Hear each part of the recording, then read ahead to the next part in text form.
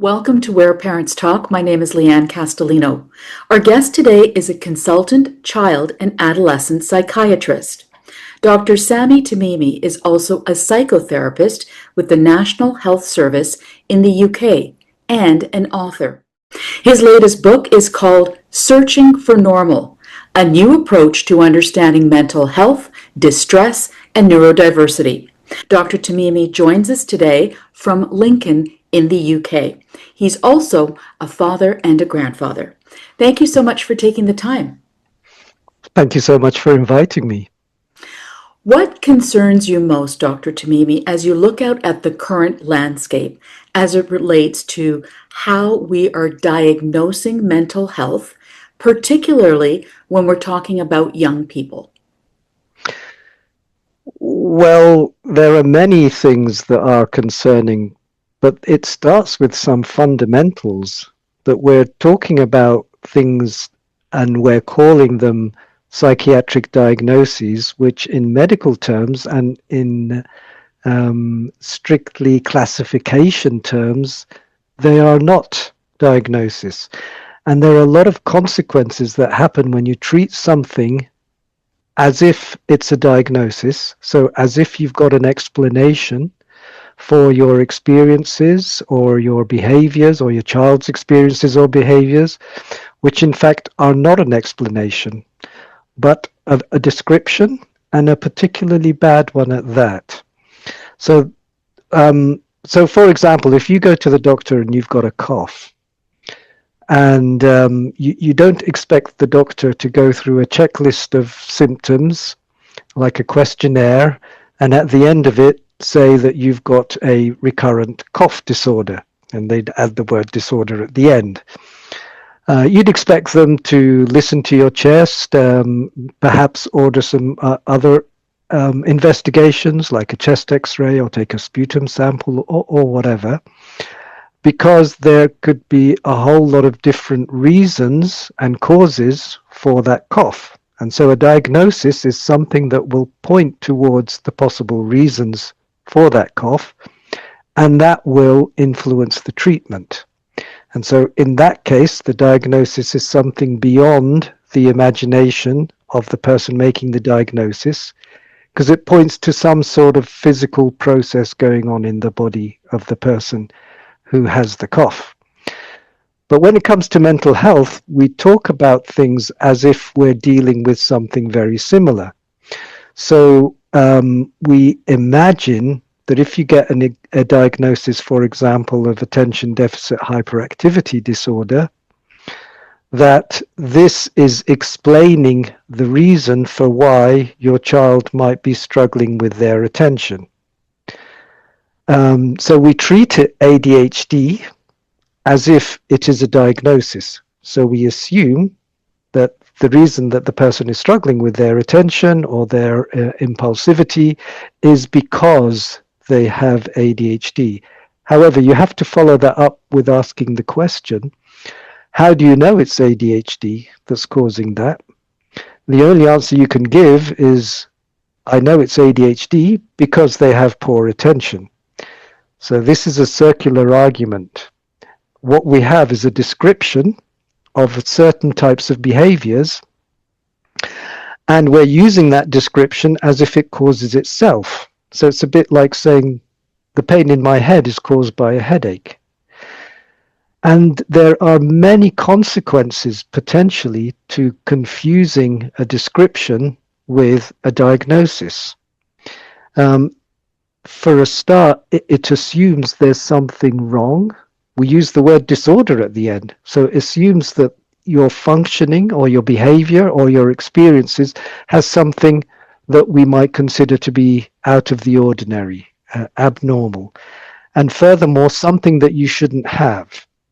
And what we do in medical terms with things that we call symptoms is we try to get rid of them or try to reduce them. So it also then shapes how you want to intervene, whether that's through medication, and there's been a huge increase in the use of psychiatric medication, particularly amongst young people. And the evidence for that is, in the long term, these are associated not only with many side effects, but also that they don't appear to lead to long-term improvements. That's what the long-term studies show. So you've got this situation where people are being exposed to more psychiatric medication that is of dubious value, that causes a lot of side effects, but there's something even deeper to me as a psychiatrist, as a psychotherapist of many years standing. One of the fundamentals that I was trained in, and I consider myself a traditional child psychiatrist, training in the mid 1990s, when the main way of thinking was systemic, but the other thing was developmental. So this idea, and I think it's fundamental, this idea, that one of the constants in life is that we change. We change throughout our life, but particularly children. So that's the one thing I can predict with absolute certainty for any of the patients that I see, is that you're going to change. I don't know in what way you're going to change. You don't know yet in what way you're going to change. Your body is going to change. Your interests are going to change. Potentially your friendship groups, what you want to do in the future, your relationships, your music interests, the way you think, the way you experience your emotions. And the problem with putting these types of psychiatric labels, these mental health labels, is it risks fixing an idea that there's something within you, especially now that we talk about ADHD and autism and things like that as kind of lifelong conditions. The idea that there's something fixed, that doesn't work, that shouldn't be there, and that we're persuading more and more young people and parents to imagine that this is going on in their children. We're persuading more and more people to think in a way that's not developmental, in a way that doesn't keep sacrosanct the possibility and the openness for change. And it kind of then focuses your attention into the things that are considered to be problematic, and your attention will keep being drawn to that, and you'll notice less and less the things that might be not so problematic, and you'll notice less and less the changes that are taking place or could take place, because you'll now be interpreting them in a certain way. That was a long answer, but it gives you a tip of the iceberg. I think this is a huge problem we've created. Certainly the way you lay it out, and with your background and experience over a number of decades, and with the growing number of people being diagnosed with a variety of mental health issues, it certainly points to becoming or being a huge issue, especially when you also consider the current global epidemic of youth mental health challenges that we find ourselves living through. Your book, Searching for Normal, has been described as, quote, an antidote to the cult of overdiagnosis. How do you think that we got to this place, Dr. Timimi, in terms of overdiagnosis becoming so widespread as you described? So I think that quote is wrong, because I think I'm challenging the cult of diagnosis, not overdiagnosis. The problem isn't overdiagnosis, it isn't underdiagnosis, it's the cult of diagnosis. As I've just explained, one of the issues is that we are confusing a descriptive category with a diagnostic one. One of the things that is clear about our diagnostic categories is that in psychiatry is that they are subjective. They are not based on, I gave the example earlier of listening to somebody's chest. There are no signs that we can listen to. The other example I gave is taking an X-ray. There's no X-rays, there's no blood test. You can't see a thought under the microscope. So we're talking about a different arena of knowledge. We're talking about experiential knowledge and one of the things that you can say about this arena of knowledge is that we are meaning-making creatures. So the framework we use to understand certain behaviors and certain experiences shapes how we then respond to those experiences and those behavior. This is very powerful stuff. I mean, sociologists have known about the power of labeling for decades, you know. When you internalize an idea about what the meaning of your experiences are, it shapes those experiences even further. So in the cult of diagnosis that we have been putting all sorts of experiences from anxiety, low mood, and all types of behaviors into a framework of them being considered as symptoms. And as I said earlier, once you consider them as symptoms, your idea is that this is something that you need to get rid of, or you need to somehow suppress. The problem is, growing up is full of struggles. It's always been full of struggles. I sometimes say to some of the families that I meet with, I really hope reincarnation isn't a real thing, because I would hate to go through my adolescence again. It's tough.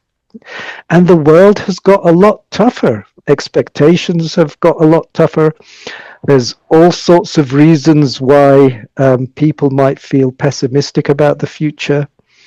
We're a very performance-focused culture these days. You know, growing up is tough. That doesn't mean when you struggle that there's something inherently wrong, broken, disordered, dysfunctional, dysregulated within you. But when you put it into that framework, you're setting people up to struggle against a part of themselves. So against a part of themselves that they feel shouldn't be there, or that they feel is something to do with something being wrong with them. The problem with that is you've created a meaning-making framework which turns experiences which are meaningful, which are connected to the whole struggles of growing up, of peer relationships, of changes in the family, of what's going on with your parents, etc., etc. You've changed things that are potentially meaningful into meaningless torture, stuff that you need to somehow suppress, get rid of. And if you then go down the route of a diagnosis, and particularly if you go down then the route of medication, and particularly if medication makes you feel better for a period of time, you've actually set yourself up into a potential lifelong struggle against a part of yourself that a different framework might have helped you understand in a different way, not as something that you need to struggle against, but as a part of yourself that might have meanings for you, but at the very least a part of yourself that actually you will deepen your resilience, you will deepen your sense of the world, you will deepen your experiences by learning how to live alongside that part of yourself instead of struggling against it, in terms of accepting and being able to learn how to live with, and I don't mean that in terms of this is something that we should do for all suffering, but we're in a dangerous precipice when we start to put all suffering into a category of something that isn't meaningful, of something that we need to have a technical way of getting rid of. So good therapy is about helping a person grow, not helping a person stay stuck with a sense that this part of themselves is broken. So, if we are, as you suggest, medicalizing normal childhood behaviors, then what would you say to a parent in terms of how they are to differentiate in their child something that is just truly struggling versus just a kid being a kid?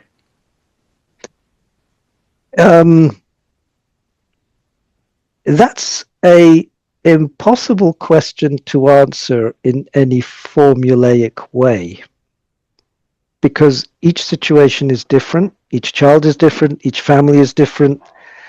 Some kids have learning difficulties and need a lot of extra support, whether that's educational. Some kids have physical difficulties that need extra support. Some kids are more sensitive than others. Some kids are more intense than others. My one of the things that I feel is important at this moment in time is the pendulum has swung so far towards viewing kids in this way as something very fragile, as a disorder waiting to happen, so that we've got more and more children being diagnosed, more and more children being treated, particularly with psychiatric medication. I mean, when I was training back in the mid-1990s, we didn't use psychiatric medication in children because it was assumed correctly that psychiatric medication was not only potentially harmful because of the side effects, but they didn't work for children. That's not at their developmental level. So it was used very, very rarely. So I think the danger now is that we're viewing more and more behaviors and experiences as potential disorders and conditions waiting to happen. And this is going alongside another very dangerous trend, which is this idea of early intervention, that we need to catch things early, because if we don't catch things early, it's going to develop into a deeper problem. Again, this is an idea drawn from physical medicine. Of course, you want early intervention in cancer.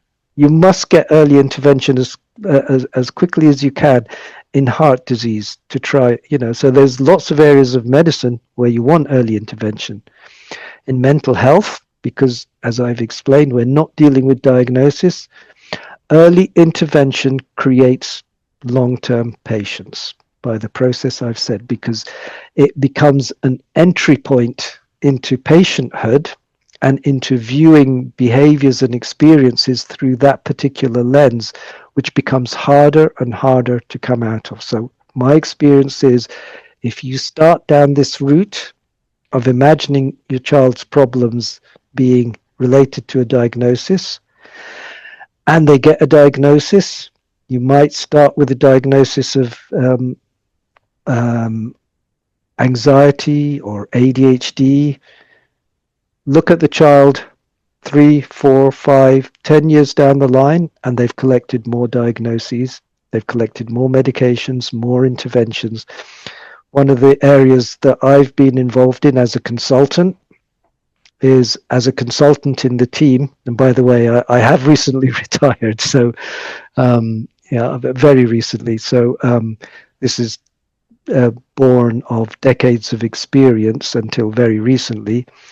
As the consultant in the team, I've been seeing those who are considered at the severest end, and quite often those are young people and children who've had several interventions, sometimes medication, often several therapy interventions.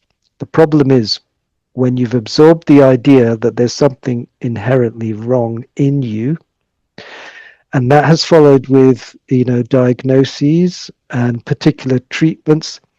And if you don't feel better, or if you feel better and then gradually problems come back again, you're going to find yourself down a route where it's being reinforced, the idea that there's something even worse wrong with you than you first thought. And this is when you start collecting labels. And it's been shocking to me that I've seen young people who are presenting, have been diagnosed with anxiety, PTSD, autism, ADHD, and coming looking for a bipolar diagnosis because none of these were actually enough of an explanation, because they've been inducted into that way of thinking. And it's not the parents' fault. It's not the young person's fault. This is what we're advertising to people. So my long answer short is, my advice to parents is be very careful about falling down this route. So even with this, and by the way, with these cases that are at that severe, I've seen some cases of the severest kind where people are really not functioning, have clocked out of life, and I've seen them recover. So I know the humans have an incredible capacity to find more hopeful meanings and to get through even the difficultest situations. So I've seen people recover after years and years of being in these sorts of situations. So that's one thing I would say. However severe the problems are, do not give up hope. People get through these things. Remember that alongside one of my little phrases, if you like, is stories of suffering are also stories of survival. And we need to hear the suffering. We need to validate it. We need to make sure we don't minimize it. People need to feel heard. But we can also nurture that side of you that has survived and keeps surviving and keeps finding a way through. There's a part of me that feels compelled these days to say to parents, don't try so hard. I think when we've set up this system that is so suspicious of the possibility that somebody is experiencing a serious mental health problem, they need an expert, they need this, that, they need various interventions, it impels parents to often, by the way, all parents feel guilty all good parents feel guilty most of the time. So this is something I say to parents.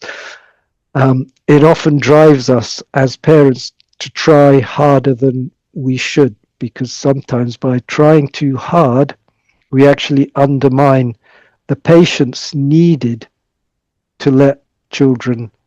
So there's a great paper written by a child psychiatry colleague of mine called John Uridini.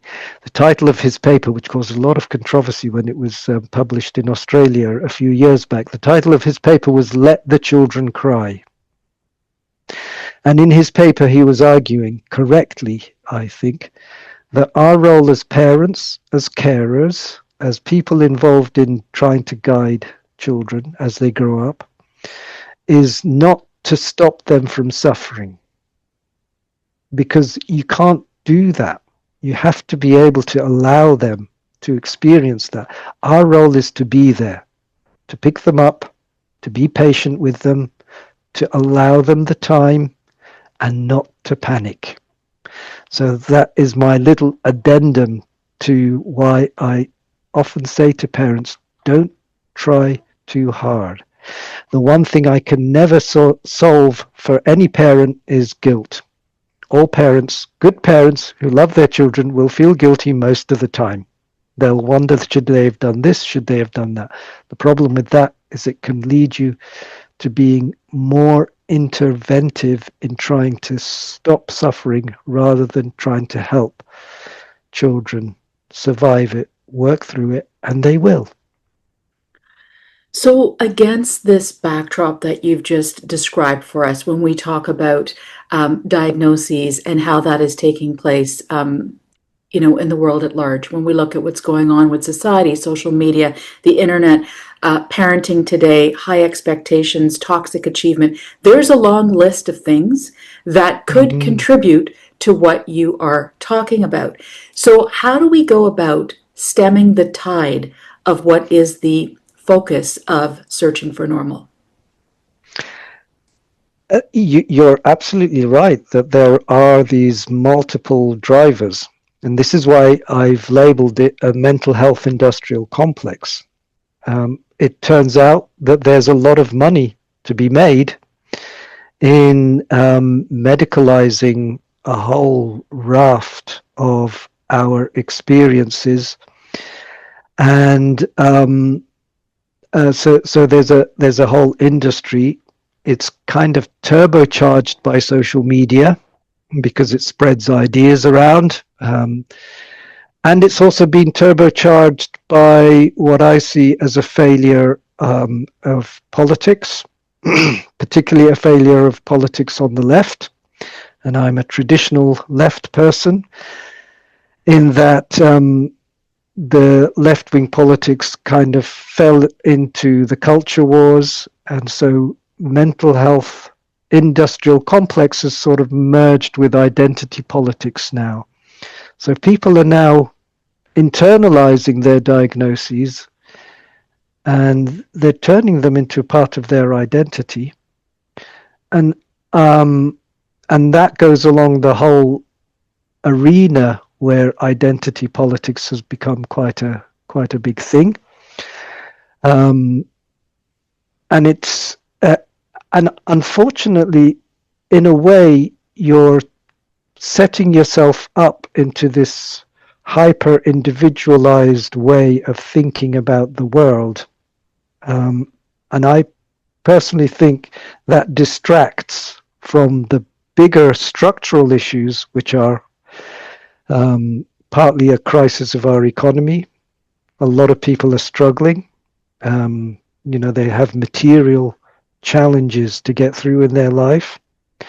But also there's a crisis of legitimacy, so people don't trust that politicians are able to solve some of these problems, because at the moment, I don't think they are. So we get austerity after austerity after austerity, and we get this push on performance and performance cultures. So we've got all of these things in our broader society that are pushing us in these directions. The thing is, whenever there is a particular movement that is bad for our society, bad for people, there's usually also resistance. And this is where, I'm hoping in some spaces it might be possible to push back against this public narrative that's developed around mental health, because I think it's harmful. I think it's harmful for children. It's harmful for families, and I can see that there is other ways of delivering mental health services that is a lot more hopeful, that helps people recover. I mean, that's why I came into child and adolescent psychiatry. I wanted to be part of a profession that helps people get on with their life, not inducts them into becoming long-term patients, but hopefully reduces the possibility that they'll become long-term patients. So things like what you're doing.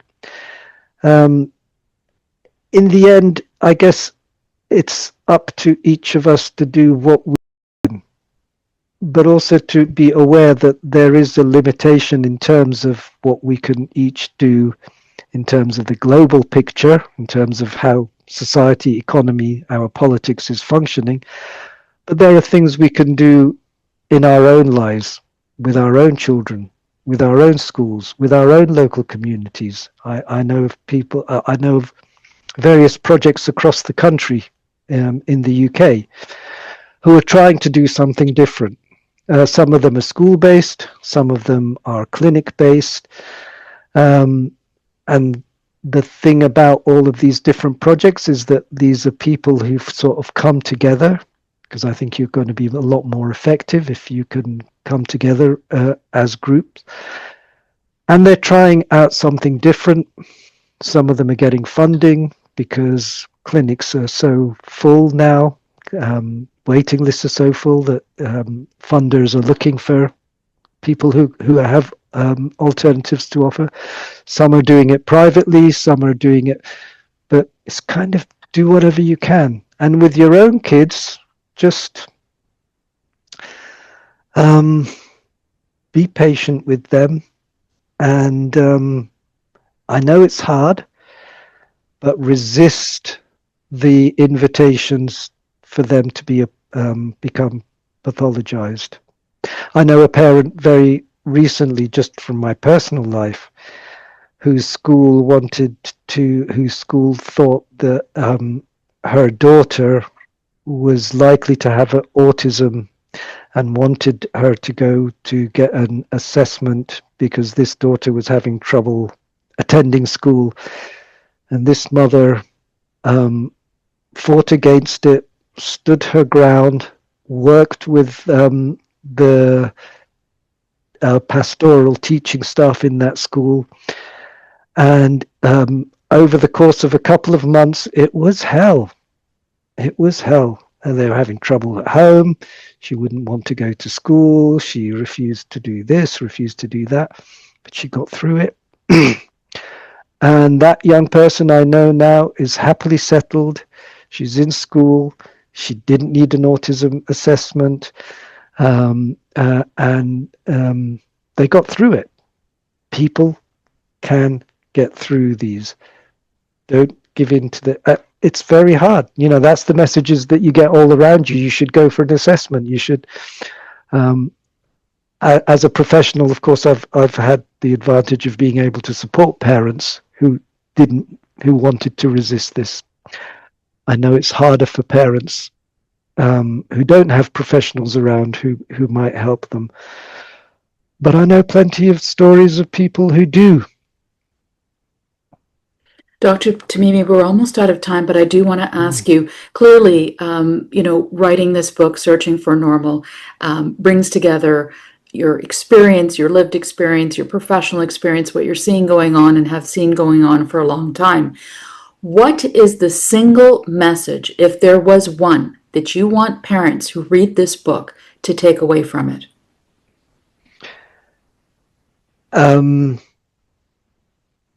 I think it's what I've been talking about. Mental health services are not always good for your mental health. Beware. Please resist and don't fall down the psychiatric diagnosis rabbit hole. For parents who then will turn to Dr. Google as an option, because that is the easiest next step to take. Yes. Fraught with all kinds of potential issues there as well. So Absolutely. What could you suggest could be a reasonable first next step to take if you believe your child may have require professional medical help? Find somebody who works in a relational way or a systemic way. Ask them specifically, do you make psychiatric diagnosis? Do you believe in psychiatric diagnosis? Avoid the ones who do. Lots to think about on a massive topic that we've only just skimmed the surface of. Indeed. Dr. Sami Timimi, a psychotherapist with the National Health Service in the UK, author of Searching for Normal. Really appreciate your time and your perspective today. Thank you so much. Thank you so much.